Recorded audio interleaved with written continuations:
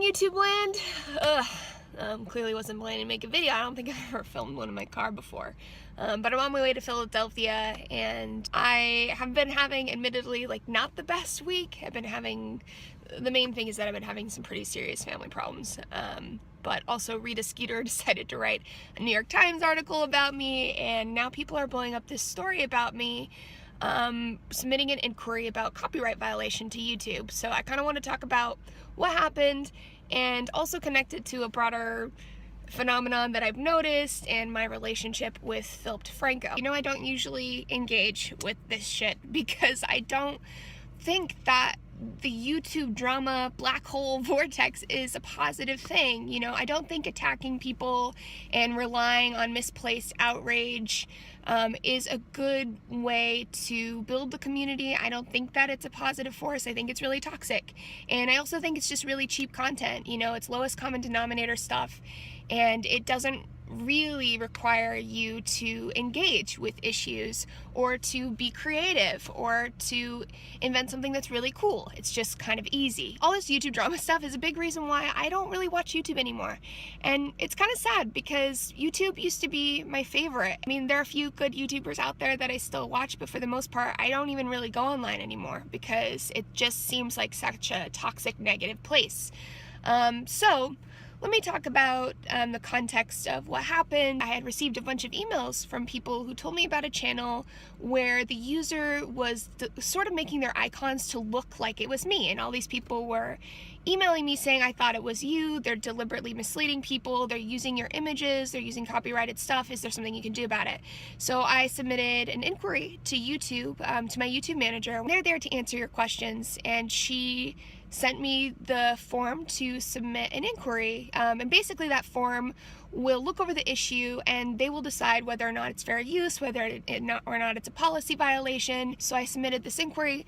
I haven't really followed up. I don't really know what happened with it. I don't usually submit inquiries. Usually my videos are flagged automatically if someone just re-uploads the entire thing back on YouTube. There's an automated process that will flag that, and then it'll let me know, and I can choose if I want to monetize that video, if I want to take that video down because it's mine. But for people who make their own videos and then incorporate my content, that is fair use, and I fully respect an engaged dialogue about the issues that I talk about, and I think people have a right to criticize.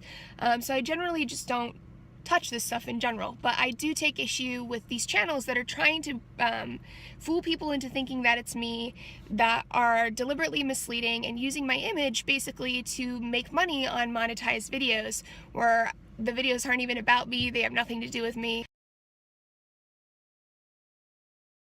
I think that's absolutely within my right to submit that inquiry. This is pretty standard procedure on YouTube. Philip knows this. He's a YouTuber. He knows that we have a right to enforce our copyright when it's appropriate. And so I submitted an inquiry about this to YouTube. Like I said on Twitter, I respect whatever verdict that YouTube delivers because I respect this system and I respect that YouTube as a company, I think that they do know what they're doing despite all of the fear-mongering online. A lot of people just don't understand YouTube's policies. I don't think that this issue is really about, you know, copyright and fair use. I think that Philip DeFranco and the other people who made videos about me, attacking me on this the past few days, are really seeing this as an opportunity to go in on the narrative that feminists are out to censor people. It's a part of, you know, broader negative stereotypes about feminists that we're hysterical and sensitive. So, you know, I don't really see this as being about me specifically. I see it as people having a bone to pick, and whether or not that's a legitimate bone to pick is, you know, a whole other question. Phil's video in particular also has another context, and that is my relationship with Phil. You know, some of you know, you've seen, you know, videos that we've done together. Phil and I used to be friends, and I used to have a lot of respect for him. Phil has had a few very public sort of lashes out at me. And actually there is an irony to this, because the last time that Phil really lashed out at me publicly was when I was talking about Amtrak and public Wi-Fi networks that were censoring access to sex education information, lumping them in with porn. And I was tweeting about how, you know, these networks and public access and school computers should be making a distinction between porn and educational content, and Phil just went off the rails. It was the weirdest thing ever. I was really hurt because, you know, this was before I really realized that Phil hates me, and I didn't really understand why he hates me and why he was going off on this, because, you know, we had talked about censorship before and we're both pretty anti-censorship. So, you know, I thought that was not a controversial issue, particularly not with him, but I think he lost a lot of respect for me when I started making feminist videos. He obviously has some disagreements with me, and that's fine. That's all that I can deduce, because that is the exact time that things just sort of went from hot to cold. So that's unfortunate, and I think that, you know, people should try to understand each other and understand where they're going. I think we really need to think twice about this culture of getting angry about stuff that really isn't that big of a deal, because, you know what, there are things to be angry about in the world right now. I just don't think that petty stuff on YouTube is in that category. Thanks for watching, you all. I am making a video about HPV.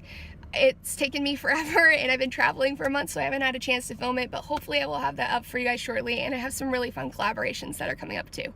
I love y'all. Please take care of yourselves. Thank you for your ongoing support. We'll keep on keeping on. Mwah.